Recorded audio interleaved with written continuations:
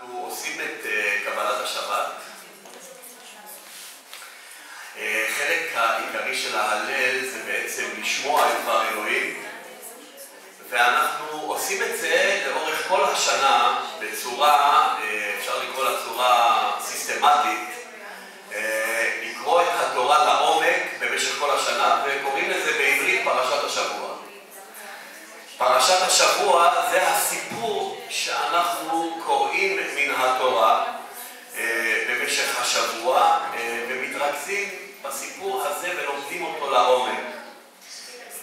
מאז שהתחלנו את הפרשה בשנה שעברה, אנחנו התחלנו כמובן בספר בראשית, והמשכנו בספר שמות, ולפני שבוע אנחנו התחלנו את הספר השלישי בתורה שקוראים לו ספר ויקרא, או באנגלית לויטיקוס.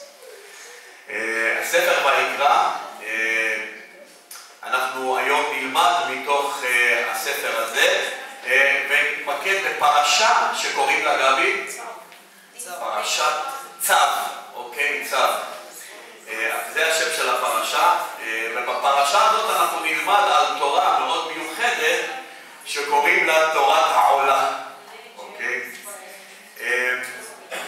הספר הזה, ספר ויקרא, זה לא ספר שבדרך כלל אנשים יושבים וקוראים בו, אלא אם כן הם חייבים. כי זה לא ספר קל. במיוחד לנו שחיים במאה ה-21, יש כל כך הרבה כללים וחוקים שכל כך נראים לנו לא רלוונטיים לחיים שלנו, שאנחנו לא מסתכלים על הספר הזה כספר חשוב. והרבה פעמים אנחנו מפספסים, לא ממש רואים את החשיבות, בגלל העובדה שמדובר בפרטים שאנחנו לא מכירים. התורה הזאת שנקראת תורת הקורבנות, אלוהים בעצם נתן תורה שלמה שקשורה לקורבנות. ובחלק הזה של ספר ויקרא אנחנו מתעמקים דווקא בנושא הזה של תורת הקורבנות. מי שקורא את הדברים שאלוהים מתאר אותם בתורה שלו, רואה כמה אלוהים לוקח ברצינות את הפרטים הקטנים ביותר שבעיניים שלנו הם נראים כפרטים שהם לא ממש חשובים, שהיה אפשר אולי לדלג עליהם. אבל היום אנחנו נלמד כמה שהפרטים האלה בעצם קשורים לנושא שרלוונטי לנו היום מאוד בתקופה שאנחנו חיים. אני אעשה הפסקה קצרה ואני אשאל שאלה. יש כאן מישהו שלא מבין את מה שאני אומר או לא מקבל תרגום? כולם מקבלים? Everyone has translation, you understand? Because I don't want to talk to the wall. אוקיי, אז יש שניים שלא קיבלו פה מכשירים ל... You don't have translation. The one who doesn't have anything, please lift up your hand, and because it's important that you not only see that I'm able to speak Hebrew. That's not the point.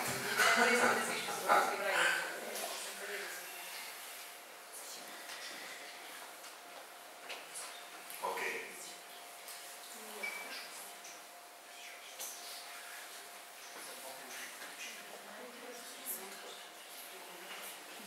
אז אני רוצה לשאול אתכם שאלה. מי קרא לאחרונה את פרק א' בספר ויקרא? אוקיי, את פרק ב' או ג', מי קרא לאחרונה בספר ויקרא? נכון, אני מבין את זה. אנחנו בדרך כלל לא קוראים בתורה, כי זה נראה לנו משהו שלא קשור לחיים שלנו בכלל. התורה הזאת שקוראים בה תורת הקורבנות, היא רלוונטית לחיים שלנו היום בצורה כל כך חזקה, שאנחנו צריכים ללמוד בעצם את מה שהיא רצתה לומר לנו, מה שאלוהים רוצה לומר לנו.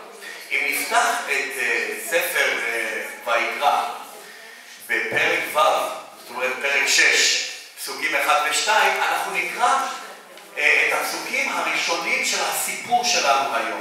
הסיפור, כמו שאמרנו, הוא הפרשה, פרשת השבוע, והפסוקים הראשונים הם מפרק 6, פסוקים 1 ו-2. כאן אנחנו רואים את אלוהים מדבר ישירות למשה, ואומר לו, וידבר אדוני אל משה לאמור, צו את אהרון ואת בניו לאמור. ומה הוא אומר לו? הוא אומר לו, זאת תורת העולה. הוא העולה על מוקדה על המזבח כל הלילה, עד הבוקר, ואש המזבח תוקד בו. הפתיחה הזאת שאנחנו קראנו עכשיו, מלמדת אותנו דבר מאוד חשוב, שאלוהים רוצה לתת משהו לעם ישראל. ואתם תקומו ותגידו, מה זה? זה לא קשור לחיים שלנו. מה זה תורת העולה? זה נשמע באוזניים שלנו כדברים שאין להם משמעות לגבינו היום. אבל אנחנו קוראים את התורה בהקשר לתוכנית של אלוהים. אלוהים נותן לעם ישראל ולכהנים שעובדים בבית המקדש הוראות כיצד להעלות עולה, כיצד בעצם להביא קורבנות וקורבן שקוראים לו עולה.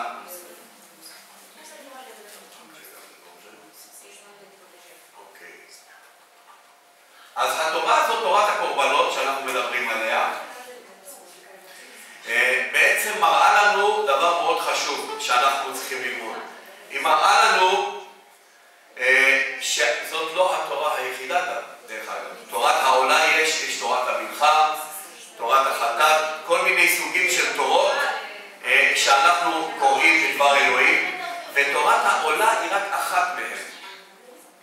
הקורבן הראשון בעצם שמופיע, זה הקורבן הזה, קורבן העולה, וזה מדבר על כבש שמביאים אותו ומעלים אותו לקורבן, גם בבוקר וגם בערב. קוראים לו קורבן התמיד. אם קשה לכם להבין את מה שאני מנסה להגיד לכם עכשיו, זה לא קל להבין את המילים האלה בשפה בעברית, אז אני אחכה שהם יתרגמו לכם. את בסדר נועה? כן? אוקיי? אנחנו יודעים שבעצם זה אמור לסמל משהו חשוב, ולי היה מאוד מעניין לראות שסדר העלאת הקורבן בבית המקדש, שהסיפור שלנו של לימוד הקורבנות לוקח אותנו בעצם לסיפור אחר. מאוד מעניין לראות שאברהם אבינו בספר בראשית, פרק 22, פסוקים 1 ו-2, את הסיפור הידוע שאברהם מקבל מצווה מאלוהים לקחת את הבן שלו, את היחידו, מבנו יחידו, את יצחק, ולהעלות אותו בשם של הקורבן הזה, להעלות אותו לעולה. לקחת את בנו ולהעלות אותו לעולה על המזבח בשביל אלוהים. אנחנו רואים שבעצם הדבר הזה שנקרא קורבן היה ידוע לאברהם עוד הרבה לפני המשכן. אנחנו קוראים בראשית כ"ב 1 ו-2, ויהי אחר הדברים האלה ואלוהים ניסה את אברהם. ויאמר אליו, אברהם, ויאמר הנני. ויאמר, קח נא את בנך את יחידך אשר אהבת, את יצחק, ולך לך אל ארץ המוריה. ותשימו לב שכתוב פה באדום, אולי אתם לא מבינים עברית, אבל באדום כתוב, והעלהו שם לעולה, על אחד ההרים אשר אומר לך. אנחנו מבינים את זה בצורה מאוד סמלית למה שאלוהים רצה להראות בעצם לעם ישראל כדבר של יום ביומו. בכל יום ויום בני ישראל גם בבוקר וגם בערב היו צריכים לזכור את הקורבן הזה. הקורבן הזה גם נקרא קורבן התמיד. קורבן התמיד שהיה בכל יום פעמיים ביום, גם בבוקר וגם בערב. וזה מסמל בעצם את מה שאלוהים רוצה שאנחנו נדע. היה גם מאוד מעניין לראות שהתהליך של העבודה בבית המקדש היה בדיוק אותו תהליך שאברהם עשה. אנחנו מדברים על הכהן, אנחנו מדברים על הקורבן, אנחנו מדברים על המזבח, ואנחנו מדברים על האש ועל העצים. כל הדברים האלה שאני הקראתי עכשיו, הם אותם הדברים בעצם שאברהם אבינו היה צריך. קורבן העולה שאברהם עשה היה בעצם אלומת אור או קרן אור על עבודת המשכן בעתיד.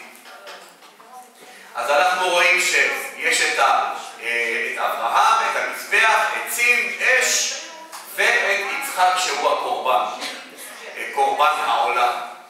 מאוד מאוד מעניין לראות שהדברים שאלוהים רצה שאנחנו נראה היו חלק מעבודת המשכן, עבודת בית המקדש של בני ישראל, שבסופו של דבר זה עבר לבית המקדש בירושלים והיה חלק מעבודת האלוהים.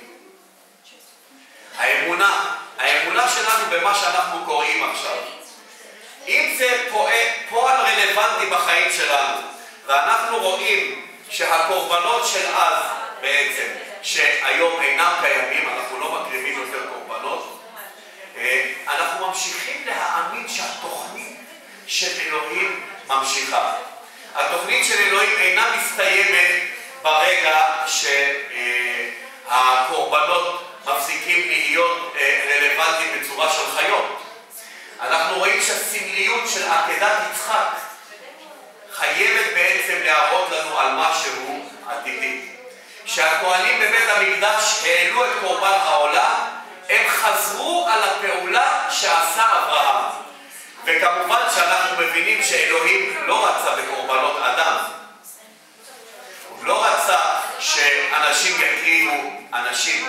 למה? מכיוון שהקורבנות האלה היו חייבים להיות קורבנות נקיים מחטא. ולהקריב קורבן אדם חוטא היה מחטיא את המטרה. ולכן מי שהוקרב בעצם היו חיות שהיו נטולות פגמים. האמונה של אברהם באלוהים, האמונה של אברהם אנחנו קוראים באל הרומים, כן, באל הרומים, פרק 4. ובכן, מה לומר על אברהם אבינו? מה השיג בזכות מעשיו הוא? כי אז יש לו במה להתפאר, אבל לא לפני אלוהים. מה אומר הכתוב? והאמין אברהם באדוני ויחשבה לו צדקה. אז כל מה שאנחנו דיברנו עכשיו לגבי הקורבן, התשלום בעצם שאנחנו משלמים בעד החטאים שלנו, שהם צריכים לקבל את הכפרה של אלוהים, הגמול שאנחנו מקבלים זה הצדקה של אלוהים. הצדקה הזאת שאנחנו קוראים עליה בראשית פרק 15 פסוק 6, שאברהם מאמין באלוהים והוא מחשיב לו אותו צדקה. עכשיו אנחנו נעשה פה הפסקה קצרה. אולי לחלק מכם הדברים האלה שנאמרו נשמעו קצת מעייפים, אבל בעצם ההצדקה הזאת שאני מדבר עליה עכשיו אמורה לתת לנו את ההבנה בשביל מה היה צריך קורבנות, בשביל מה היה צריך את העולם. מה היום שווה צדקה? איך אומרים צדקה באנגלית? righteousness? אוקיי, זה מה שאת מתרגמת? אוקיי. כמה בעצם אנשים מסתכלים על צדקה של אלוהים בעולם שאנחנו חיים היום? כמה אנשים שאתם מכירים בחיים שלכם באופן אישי, אתם מגיעים מכל מיני רקעים, כל מיני מקומות בעולם, כמה אנשים מסביבכם חושבים את המושג הזה שנקרא צדקה כדבר חשוב? אתם בטח תסכימו איתי שלא הרבה. אם אתם תדברו על אנשים על משהו שנקרא צדקה, זה לא משהו שאנשים יעצרו ויגידו, אולי זה יכול להיות משהו חשוב בחיים שלי.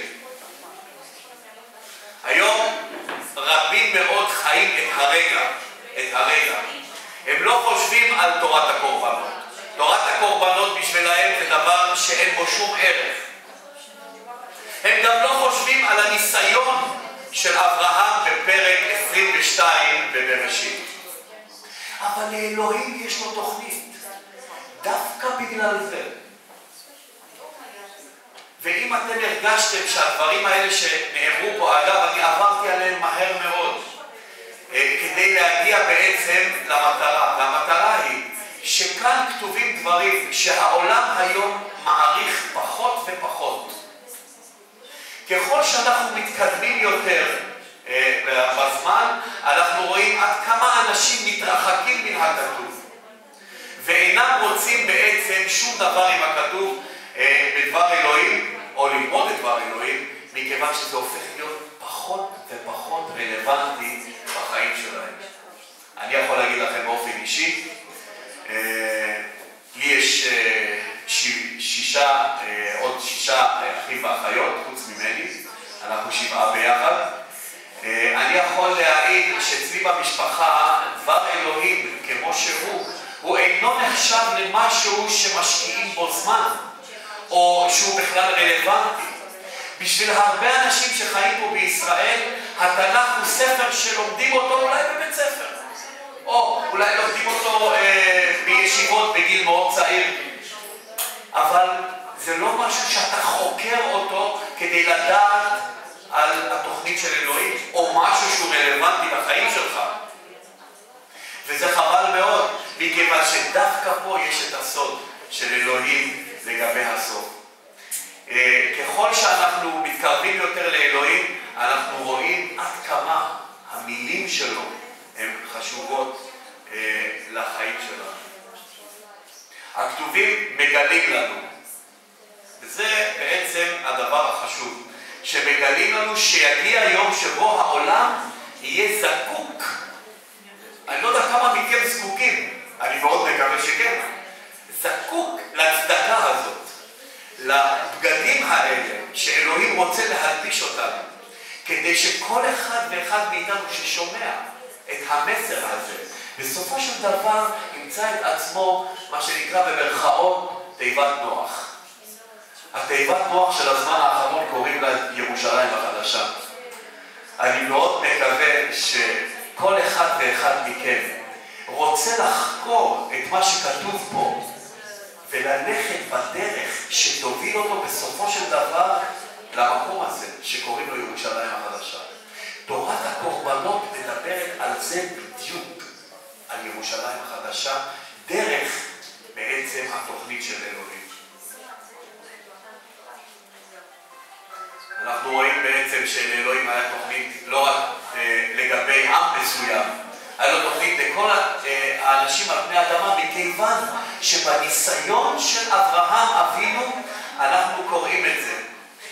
אנחנו קוראים את זה בפרשית 22, אנחנו קוראים בפסוק 15, ושימו לב, בפעם השנייה שמלאך אלוהים, מלאך אדוני קורא לאברהם, אחרי שהוא עצר אותו מלשחוט את בנו. ויקרא מלאך אדוני אל אברהם שנית מן השמיים. שימו לב למילים האלה. ויאמר, בי נשבעתי נאום אדוני. כאן אלוהים מדבר. זה לא סתם מסורת. זה לא מילים ריקות מתוכן. בואו נקרא עכשיו את מה שיש לאלוהים לומר. אגב, אנחנו יודעים את זה. שזאת בעצם האינפורמציה החוץ עולמית היחידה שיש לנו. כל האינפורמציה שאנחנו בעצם מקבלים מדבר אלוהים היא אינפורמציה חוץ עולמית, שאלוהים ביוזמתו רוצה לתת לכל אחד ואחד מאיתנו. אנחנו קוראים את מה שאלוהים אומר בפסוק 16, הוא אומר לאברהם, יען כי עשית את הדבר הזה, ולא חסכת את בנך את יחידך, כי ברך אברכך, והרבה הרבה את זרעך ככוכבי השמיים, וכחול אשר על שפת הים. וירש זרעך את שער אויביו, ויתברכו בזרעך כל גויי הארץ עקב אשר שמעת בקולי. שמתם לב? המסר הזה הוא מסר אוניברסלי. המסר של אברהם, אני לא מדבר על הברית החדשה, אני מדבר עכשיו על הניסיון של אבי האומה, של אברהם אבינו. המסר הוא כלל עולמי. במעשה שאברהם עשה, כמה מהעולם מתברך? כל גויי הארץ מתברכים. אלו שלוקחים את מה שאלוהים אומר ברצינות ומתייחסים אליו בהתאם. ואני חייב להגיד לכם, כפסטור, היום אני עומד כאן כאחד שלוקח את דבר אלוהים ברצינות ויודע שיש לו תוכנית, אבל זה לא תמיד היה ככה. ויש כאן אנשים שיודעים את זה. אני לא תמיד התייחסתי לדבר אלוהים ברצינות. אני לא ידעתי שלאלוהים יש לו תוכנית. אני הייתי רחוק ממנו, אני הייתי בכלל חילוני. אני לא רציתי שום דבר עם אלוהים. אני חשבתי שאלוהים זה דת. זה משהו שאתה עושה אולי כי משעמם לך בחיים, או כי אתה רוצה לעשות איזה משהו כדי שההורים שלך יהיו מרוצים. אני לא ידעתי על התוכנית שלי, ואתם רוצים לשמוע משהו? אני יודע באופן מאוד מאוד קרוב, כי אני עובד פה בישראל כבר 6 שנים. אני מספר על תורת הקורבנות לאנשים פה בישראל, והם שומעים דברים שהם אף פעם לא שומעים. הם לא שומעים על תורת הקורבנות מנקודת הראות של הכתובים והתוכנית של אלוהים. תורת הקורבנות כאן בישראל היא הפכה להיות תורה שאינה רלוונטית יותר, שאין לה שום קשר. אולי הם מקווים שיום אחד ייבנה פה, לא רחוק מכאן אגב, בית המקדש השלישי. אתם יודעים את זה, נכון? הספקתם להיות בכותל? הייתם בכותל כבר? מי היה בכותל? The Wailing Wall. Have you been there? Okay. Not far from there you can see. לא רחוק משם אתם רואים את המנורה החדשה שעשו מזהב. למה הם עשו את המנורה? כי רוצים שמה ייבנה מחדש? בית המקדש. בית המקדש השלישי. האם יודעים את התוכנית של אלוהים? בשביל עם ישראל, אתם תחשבו מה קורה פה? עם ישראל לא יודע את התוכנית של אלוהים. עם ישראל לא מכיר את התוכנית הזאת? כן. הוא לא מכיר. עם ישראל לא יודע את התוכנית. חלק מעם ישראל יודעים אותה. אבל אנחנו מתפללים שלכל מי שהלב שלו יהיה פתוח לדבר אלוהים, בסופו של דבר הוא יקבל אותו. אנחנו יודעים שלאלוהים יש תוכנית פנטסטית. התוכנית הזאת היא לא תוכנית של בן אדם. כמה אנחנו יכולים? אתם יודעים שהיום אנחנו חיים במוח, עכשיו שאנחנו מדברים פה, במוחות של הרבה מאוד אנשים. מה עובר להם בראש? להרוג כמה שיותר בני אדם. לא להציל בני אדם, להרוג. עכשיו, בזמן שאנחנו פה יושבים ומדברים. רק לא מזמן היה לפני יומיים, את הפיגוע בבריסל, באירופה. האם יש היום מקום בטוח בעולם? לא. אבל אלוהים רוצה שאנחנו נדע שיש לו תוכניות בשבילנו. ואם אנחנו לומדים את התוכנית שלו ומתייחסים למה שהוא אומר ברצינות, בסופו של דבר אנחנו נגיע למקום שהוא רוצה שאנחנו נגיע. מכיוון שאנחנו יודעים, באמת אבל, העולם הזה לא לוקח אותנו למקום טוב. וזה 100%. הרבה אנשים חיים את הרגע. אולי מחפשים כסף, אולי עבודה טובה, אולי בריאות, אולי ביטחון. אבל לאלוהים יש תוכנית טובה יותר. אני גיליתי את זה בחיים שלי. אני הייתי מאוד רוצה גם שהילדים שלי, והחברים שלי, והמשפחה שלי, וכל אחד יגלה את זה, מכיוון שהכל כתוב. באמת, הכל כתוב. ואם אנחנו רוצים לדעת את האמת, אלוהים יגלה לנו את האמת. תורת הקורבנות שאנחנו לומדים השבוע, בספר ויקרא, מספרת לנו על האהבה של אלוהים. מספרת לנו על מה שאלוהים נתן בשבילנו. מספרת לנו על זמן מאוד מאוד קשה שעומד להגיע. בספר דניאל, פרק 12, פסוקים 1 ו-2. אנחנו קוראים את הפסוקים, אולי לחלקכם מאוד ידועים, שיגיע יום, בדניאל פרק 12, פסוק 1 ו-2, שתהיה צרה שמעולם לא הייתה. לא איזה פיגוע או דברים שהיום אנחנו אומרים שהם נוראים. תהיה צרה מאוד מאוד גדולה, שהעולם לא ידע מאז שנברא האדם. אבל בזמן הזה, כל מי שיהיה עם אלוהים ינצל. זה לא יהיה עבודה של בן אדם. בן אדם לא יצליח להציל אנשים, מכיוון שאולי אנחנו יכולים להציל אותם ליומיים, לשנה, ל10 שנים. אבל אלוהים רוצה להציל אותנו לתמיד. זה לא עבודה של בן אדם. אנחנו יודעים ומקווים בעצם שהתוכנית של אלוהים הזאת, התוכנית של אלוהים תביא אותנו למקום שהוא נמצא. וזה בעצם הדרך שאנחנו לומדים.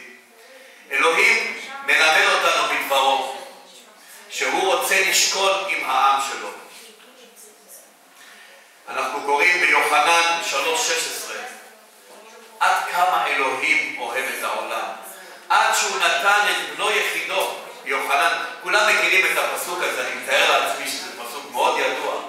כמה אלוהים אהב את העולם, עד שהוא נתן את בנו יחידו, כמו שאברהם עשה, כמו שהוא בעצם רצה להקריב את יצחק, והסכים. אלוהים רוצה לעשות את זה בשביל כל מי שיאמין, כדי שתמיד הוא יהיה איתו לעולמים.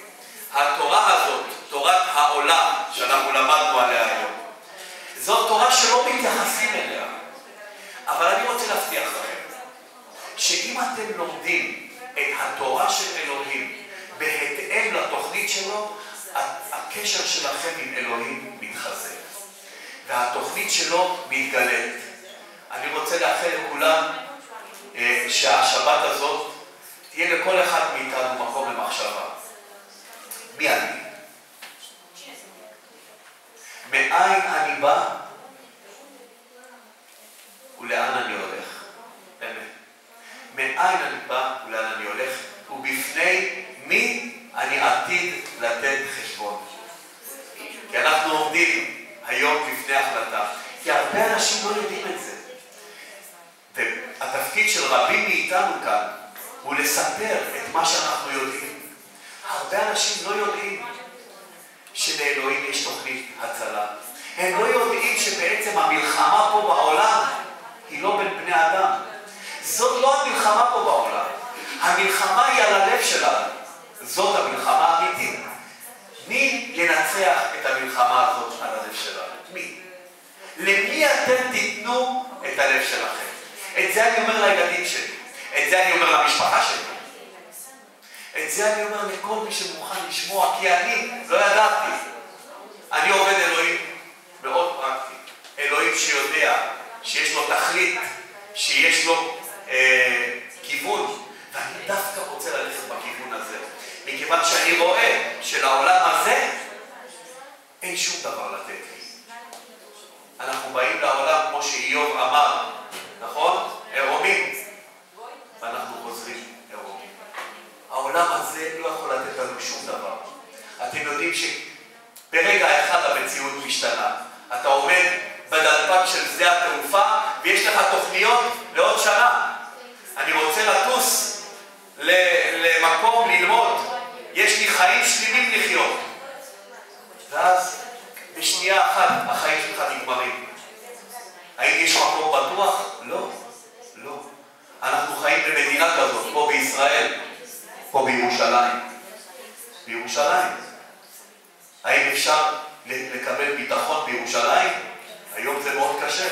היום אנשים הולכים ומסתכלים לאחור. אולי מישהו יקפוץ עליהם עם סכין. אף אחד לא יכול לדעת. אין שום ביטחון. הביטחון היחיד שיש לנו הוא חייב להיות אך ורק באלוהים. ואיך זה יכול להיות? על ידי כך שאנחנו נתקרב אליו וניתן לו את הלב שלנו. אני רוצה לברך את כולם, שיהיה לכם, אני לא יודע כמה זמן אתם נשארים פה בישראל, כמה ימים אתם תהיו פה? שבוע? שבועיים? אוקיי, אז המשך הזמן הזה שאתם תהיו פה, אני רוצה לאתגר אתכם, לתת לכם אתגר. מה דעתכם שבזמן מסוים במשך היום תפסיקו להיות טוריסטים, ותהיו אנשים של אלוהים שמספרים לפחות לישראלי אחד שמדבר אנגלית.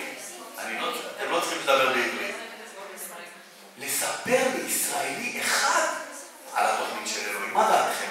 אני רוצה לאתגר כל אחד מכם. במשך היום תעשו תמונות, תצטלמו, תעשו כל הדברים, אבל תזכרו שאתם תלמידים של המשיח. ויש לכם שליחות בכל מקום שאתם נמצאים. ואני רוצה לעודד אתכם. אגב, אני אומר את זה לכל אדם שבא בישראל. תסתכלו מסביבכם. יש המון ישראלים. המון ישראלים. הם לא רוצים לשמוע על התוכנית של אלוהים בישוע המשיח. הם לא רוצים. אבל לנו יש את התפקיד לספר להם באהבה ולומר את האמת של אלוהים. זה הכל. זה הכל. את השאר מי יעשה? רוח הקודש. אנחנו מספרים, בסופו של דבר מי שעושה את העבודה זה אלוהים.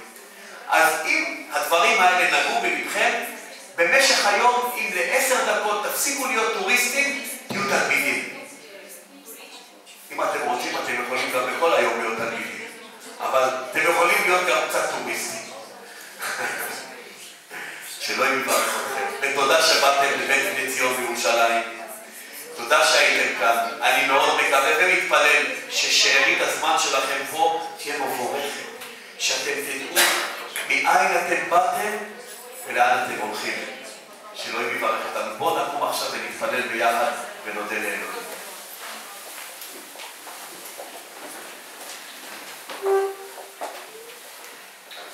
אבינו מלכנו, קדש שמך אדוני.